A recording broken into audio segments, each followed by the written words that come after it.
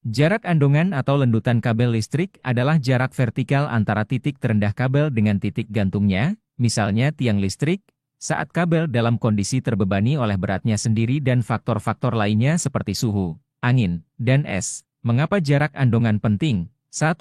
Faktor keamanan.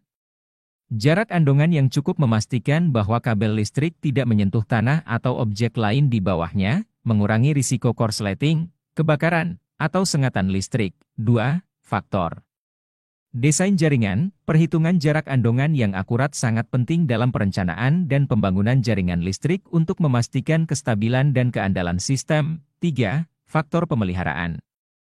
Dengan mengetahui jarak andongan yang normal, petugas pemeliharaan dapat dengan mudah mendeteksi jika ada masalah pada jaringan listrik, seperti kerusakan tiang atau kabel yang berlebihan. Faktor-faktor yang mempengaruhi jarak andongan. 1.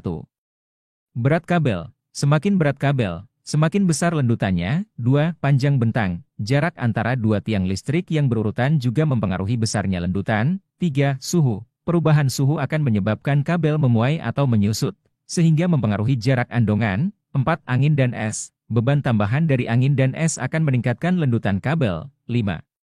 Material kabel. Jenis material dan ukuran penampang kabel juga mempengaruhi berat dan fleksibilitas kabel, sehingga memengaruhi jarak andongan. Perhitungan jarak andongan. Perhitungan jarak andongan melibatkan berbagai faktor teknis dan rumus-rumus yang kompleks.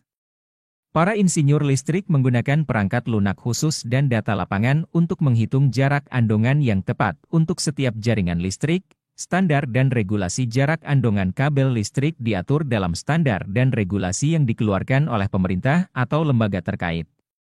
Standar ini bertujuan untuk memastikan keamanan dan keandalan jaringan listrik. Standar dan regulasi jarak andongan kabel listrik diatur dalam standar dan regulasi yang dikeluarkan oleh pemerintah atau lembaga terkait. Standar ini bertujuan untuk memastikan keamanan dan keandalan jaringan listrik. Jarak andongan kabel listrik adalah parameter penting dalam perencanaan, pembangunan, dan pemeliharaan jaringan listrik. Pemahaman yang baik tentang jarak andongan akan membantu kita menghargai kompleksitas sistem tenaga listrik dan pentingnya menjaga keselamatan.